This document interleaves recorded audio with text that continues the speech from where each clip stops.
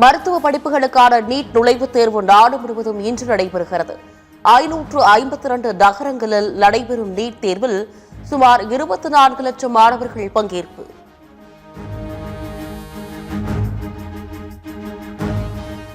NEET தேர்வர்கள் பிற்பகல் 1:30 மணிக்குள் தேர்வு அறையில் இருக்க வேண்டுமென தேசிய தேர்வு முகமை உத்தரவு.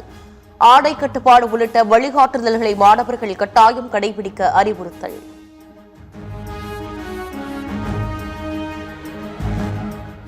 விழுப்புரம், திருவண்ணாமலை, வேலூர், பெரம்பலூர் மாவட்டங்களில் பலத்த காற்றுடன் கனமழை. தூத்துக்குடி, கோவை, திண்டுக்கல், திருப்பூர் மாவட்டங்களிலும் கனமழை பெய்ததால் மக்கள் மகிழ்ச்சி.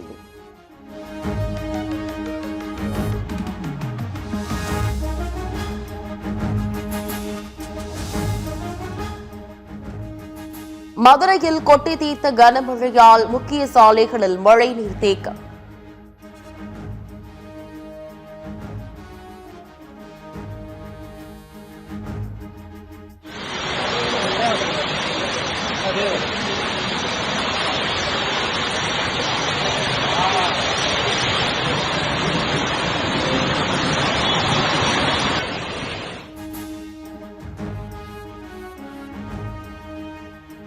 மதுரையில் பகலில் வெயில் சுட்டரித்த நிலையில் இரவில் பெய்த மழையால் இதமான சூழல்.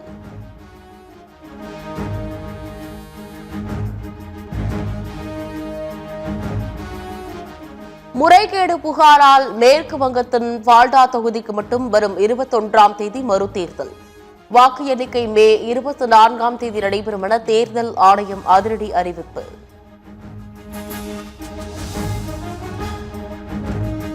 தமிழகம் முழுவதும் வாக்கு எண்ணும் பணியில் ஈடுபட உள்ள அதிகாரிகள் கணினியில் குழுக்கள் முறையில் தேர்வு.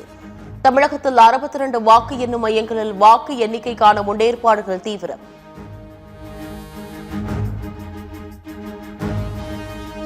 தமிழக சட்டமன்ற தேர்தல் வாக்கு எண்ணிக்கை நாளை நடைபெறவுள்ளதால் பலத்த பாதுகாப்பு.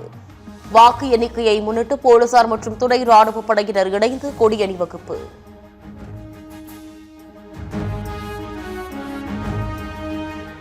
புதுச்சேரி, கேரளா, மேற்கு வங்கம், அசாமிலும் வாக்கு எண்ணிக்கை முன்னேற்பாடுகள் பணிகள் தீவிரம். வாக்கு எண்ணிக்கையின் போது அசம்பாவிதங்களை தடுக்க 4 மாநிலங்களிலும் பலத்த பாதுகாப்பு.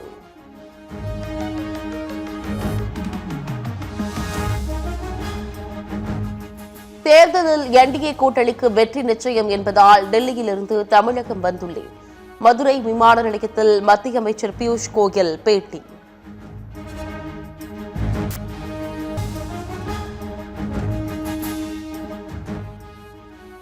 கோவையில் போக்குவரத்து இடையூறு தொடர்பாக தகராறில் அரசு பேருந்து ஊழியர்கள் மீது தாக்குதல்.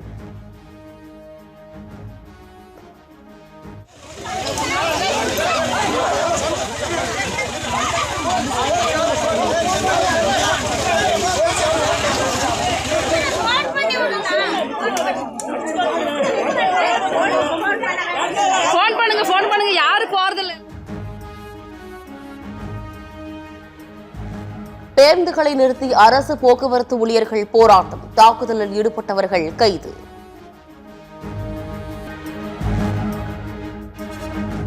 மயிலாடுதுறை அருகே ஆசிரியரின் பாலியல் தொல்லையால் பள்ளி மாணவி தற்கொலை செய்து கொண்ட விவகாரம்.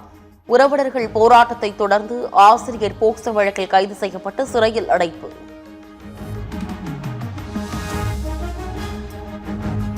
மகாராஷ்டிராவில் 4 வயது சிறுமியை பாலியல் வன்கொடுமை செய்து கொன்ற கொடூரன் கைது.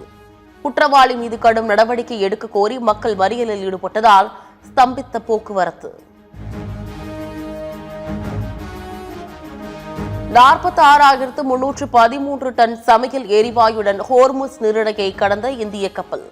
ஹோர்முஸை கடந்த கப்பல் வரும் 13ஆம் தேதி இந்தியா வந்தடையும் என எதிர்பார்ப்பு.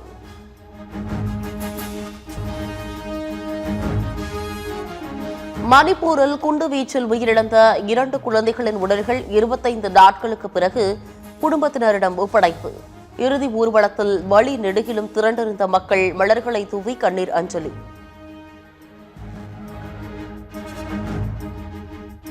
தாளவாடி ஆரம்ப சுகாதார நிலையத்தில் ஜன்னல் கம்பிகளில் கட்டி தொங்கவிடப்பட்ட குளுக்கோஸ் பாட்டில்கள். அரசு ஆரம்ப சுகாதார நிலையத்தில் அடிப்படை வசதிகள், போதிய மருத்துவ உபகரணங்கள் இல்லை என குற்றச்சாட்டு.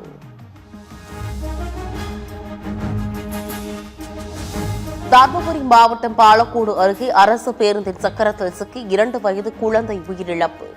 வீட்டின் முன் விளையாடிக் கொண்டிருந்த குழந்தை தடுமாறி பேருந்துக்கு அடியில் விழுந்து உயிரிழப்பு.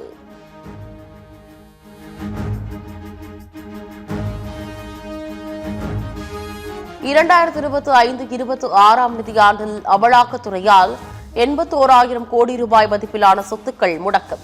அமலாக்கத்துறையின் கைது நடவடிக்கை முந்தைய நிதியாண்டை விட 27% குறைந்துள்ளதாக அறிக்கையில் தகவல்.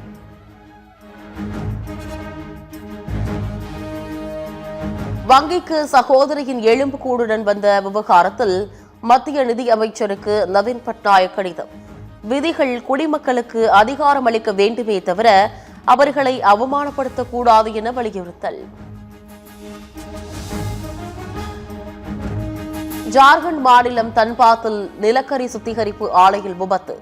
4 தொழிலாளர்கள் உயிரிழப்பு. உறவினர்கள் கண்ணீர். போலீசார் விசாரணை.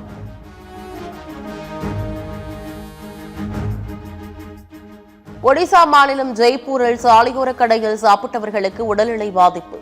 மூதாட்டி உயிரிழப்பு. 50க்கும் மேற்பட்டோருக்கு மருத்துவமனையில் சிகிச்சை. போர் நிறுத்தத்தை மீறி லெபனான் மீது தாக்குதல் நடத்திய இஸ்ரேல். கிராமங்கள் மீது நடத்தப்பட்ட வான்வழி தாக்குதலில் 7 பேர் உயிரிழப்பு.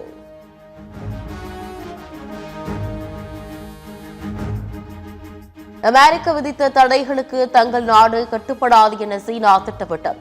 ஈரானிடம் கச்சா எண்ணெய் வாங்கிய 5 சீன நிறுவனங்கள் மீதான அமெரிக்க தடை குறித்து விளக்கம்.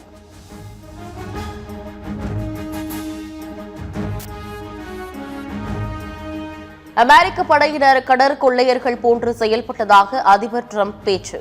சொந்த நாட்டு கடற்படையினரை கடற்கொள்ளையர்களுடன் ஒப்பிட்டு பேசியதால் வெடித்த சர்ச்சை.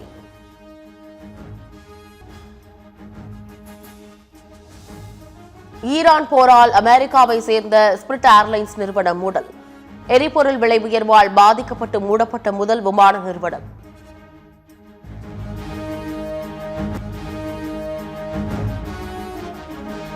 இலங்கையில் சீனாவைச் சேர்ந்த 37 பேர் கைது செய்யப்பட்ட சிறையில் அடைப்பு.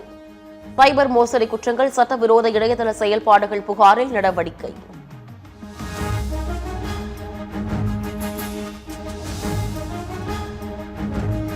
சாலை போக்குவரத்தை சரி செய்யும் பணிகளில் ரோபோக்களை களமிறக்கிய சீனா.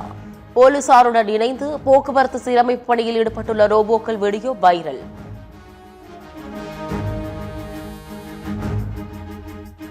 மும்பை அணியை எளிதாக வீழ்த்தி சென்னை சூப்பர் கிங்ஸ் அணி அபார வெற்றி. நடப்பு IPL தொடரில் மும்பை அணியை 2 முறை வீழ்த்தி CSK அசத்தல்.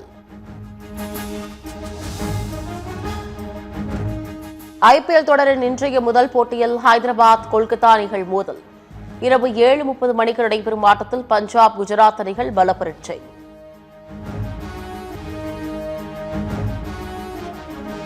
மேட்ரிட் ஓபன் டென்னிஸ் மகளிர் ஒற்றையரில் உக்ரைன் வீராங்கனை கோஸ்டியுக் சாம்பியன் பட்டம். இறுதிப் போட்டியில் ரஷ்ய வீராங்கனை ஆண்ட்ரிவாவை நேர் செட்டுகளில் எளிதாக வீழ்த்தி அசத்தல்.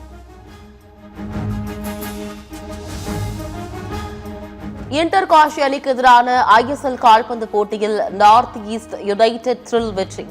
டெல்லி பஞ்சாப் அணிகளுக்கு இடையான லீக் போட்டி டிரா.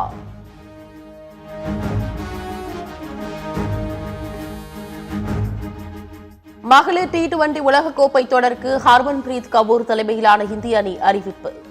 ஸ்மிருதி மந்தனா, ஷபாலி வர்மா, ஜெமிமா, ரிச்சா கோஷ், தீப்தி சர்மாவுக்கு அணியில் வாய்ப்பு.